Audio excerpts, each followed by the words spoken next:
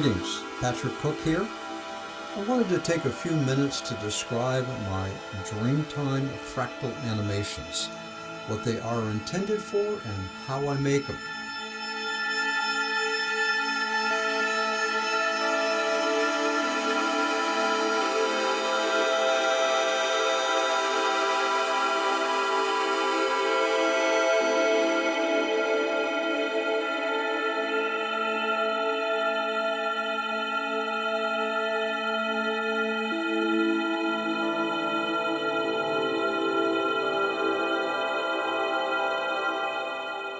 My Dreamtime Animation series actually has roots in my Fractal Fantasy videos that I've created over the past couple of years using Fractal generator software, which I would set to a soundtrack and render for presentation on YouTube. Over time, about 60 of these Fractal Fantasy videos were created. Some of my Fractal Fantasy videos were intended to just be fun to watch. Others were intended to be inspiring. But along the way, I began to see opportunities to use fractal animations to help with relaxation. I pursued this relaxation objective, but realized that static fractal images are just not enough. Relaxation videos, I felt, needed their graphics to change over time to maintain interest, but not too much change, and certainly not too fast.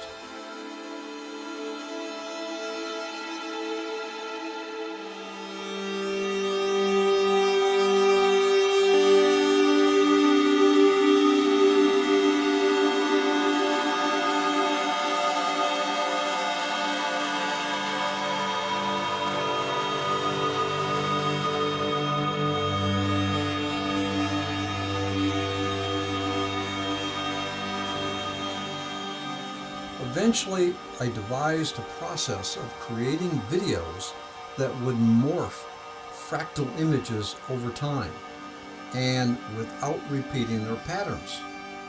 And so the premise of my Dreamtime Animation series is to use fractal art in a way that aids relaxation and possibly even helps one fall asleep.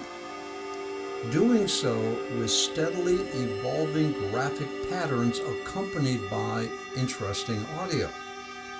I never have felt that a still graphic would suffice for a relaxation or sleep aid because it too easily loses the viewer's interest and attention.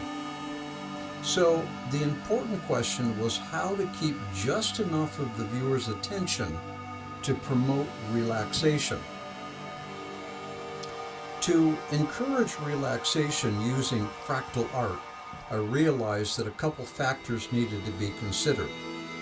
First is that the visuals need to be interesting, but not so interesting that they lock the viewer into perpetual analysis. In other words, they need to be interesting enough to engage the mind, but not so interesting that they dominate the mind. The goal is for the graphic to help distract the mind from the worries of the day, but not engage the mind for close inspection of the visuals.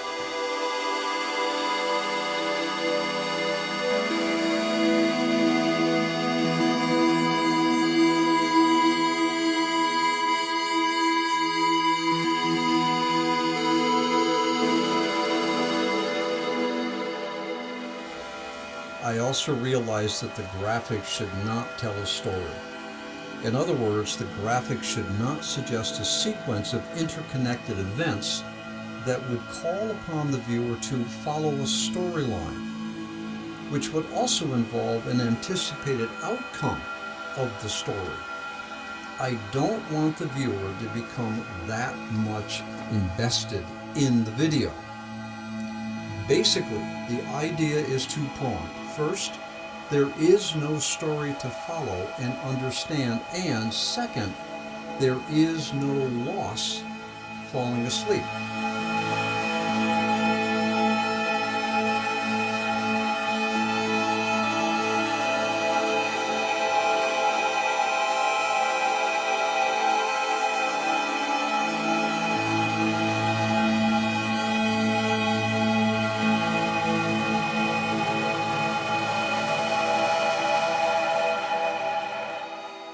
I believe motion is important for a relaxation aid. What motion does mainly is change the graphic pattern to keep the viewer interested in the imagery. However, the motion must be steady so as to not jar the viewer's attention or serve to disengage the viewer.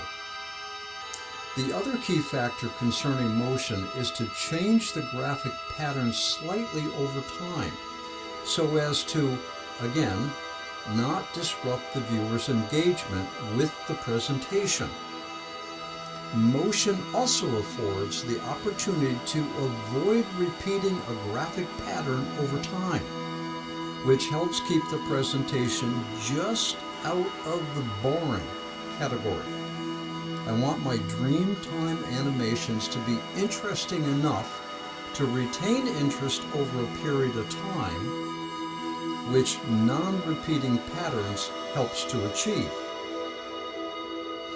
With the soundtrack, like the visuals, I make an effort to retain interest without engaging the viewer's mind so much as to become overly focused on the audio. I also want the sound to blend with the visual, but I realize that this blending will ultimately be performed in the mind of the viewer. This is because the human tends to utilize its multiple senses to define its environment. In this case, the senses of vision and hearing are involved. The human mind will blend the two incoming stimuli. The goal of the video is for the two stimuli to be compatible enough to encourage this blending for a better experience with the presentation. Of course, humans have preferences, so a visual may be beautiful to one and repulsive to another.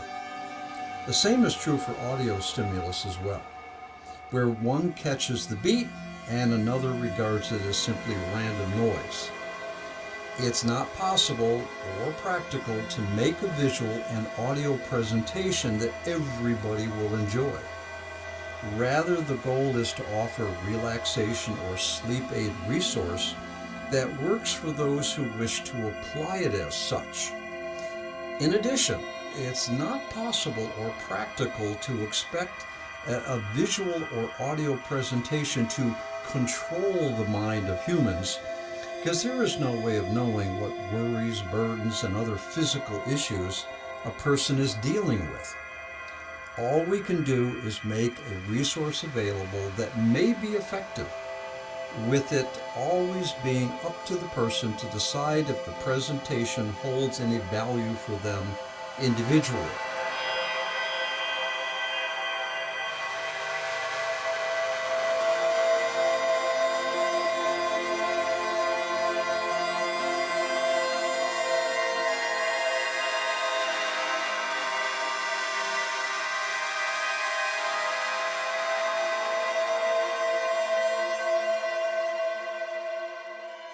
Now, I would like to share with you how I make my Dreamtime animation videos. The first step is creating a base fractal image that has the visual attributes for a dreamscape video. Visual attributes include colors, lines, and patterns that I predict will produce a result with colors that are not too bright and a graphic pattern that is not too chaotic. Once the fractal image is determined, it is animated over time on both its X and its Y axes.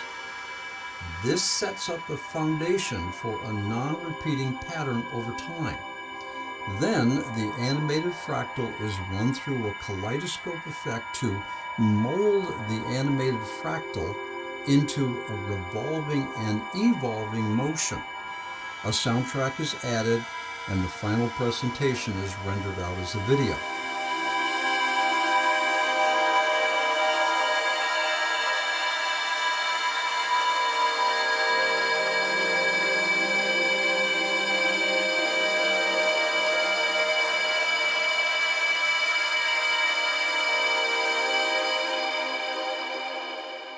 Now let me show you the fractal image generation step. The fractal image is created using fractal generator software. There's a variety of fractal generators available. Many are free, but I like Wildfire. Keep in mind that I want a 2D fractal image. That is, I don't want fractal images that have a three-dimensional look to them. You'll understand why as we proceed. Using Wildfire, I define a fractal image that I think will animate well. I'm looking for coloring and patterns that I think will perform well when it's run through the next two process stages, as I'll describe in a few minutes. Here's an example of a fractal image that will do well in the next couple processing stages. The colors of this image contrast well with one another, and they're not too bold and they're not too bright. Also, there are a couple of different patterns within this particular image, which will process nicely in the upcoming processes, as you'll see. In addition, neither pattern is in the center of the image, which is good, as you'll see. In addition, the image is not too busy. I then use a video editor to animate the fractal image along the x-axis and the y-axis. This X and Y movement is programmed using key points so that the entire graphic smoothly moves along its x-axis and its y-axis over time. The x-axis is left and right, and the y-axis is up and down. By setting key points of the x and the y coordinates in a somewhat random combination, we get movement as the timeline plays. This is rendered out as a clip, which will be the basis for the next step of applying a kaleidoscope effect as we work toward the final animation. The video editor that I use is DaVinci Resolve Studio, which has a kaleidoscope effect built into the editor.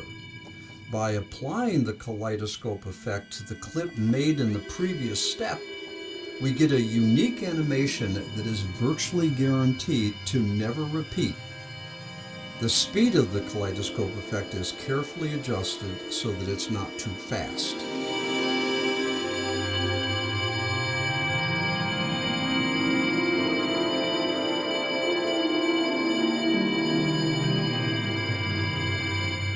Once each kaleidoscope clip is ready, a number of kaleidoscope clips are brought into the video editor where I will splice them together after the soundtrack is created and imported into the timeline. We'll get back to the video editing after we discuss creating the soundtrack. I create soundtracks for my Dreamtime Animations using one or more of my synthesizers. Currently I have an Arteria, Mini Freak, and an ASM Hydrosync.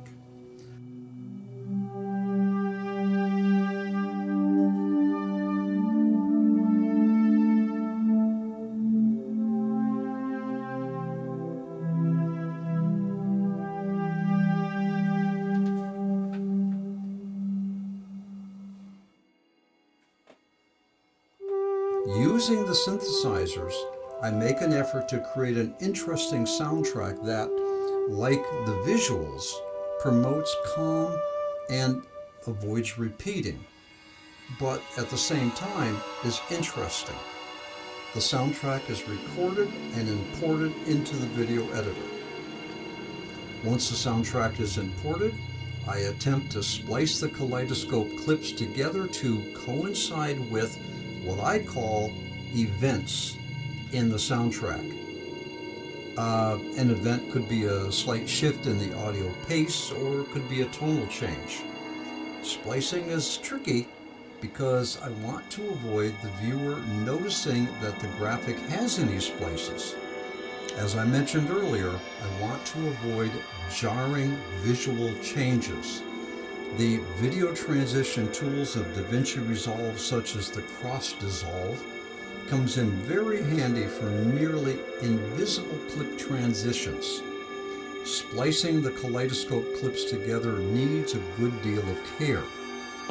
When I have taken care of the splicing, I review the entire presentation in the video editor and make any fine adjustments that I feel are necessary.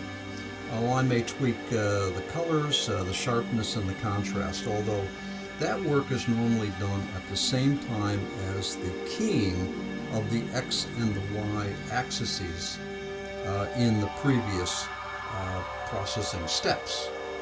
I then rendered out the timeline and then review that timeline render to make sure there are no rendering errors.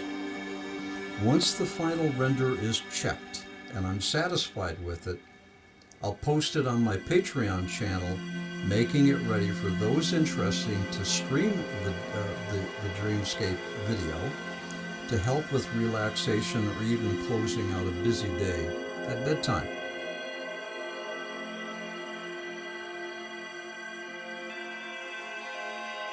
So that's how I make Dreamtime Animations.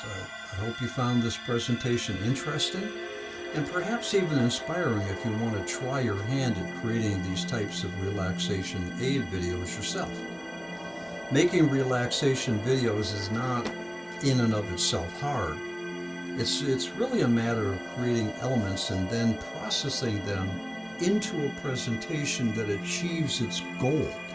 The key, I believe, is creating a resource that is useful to a variety of people while staying true to the point and the purpose of the video. I also make an effort for all aspects of the videos to be custom designed to avoid being bound to the limits of another's creativity using their resources, such as the soundtrack. Of course, there are scores of ways to make my Dreamtime animations even better, and they will improve over time. And so that's how I make my Dreamtime animations. Take care.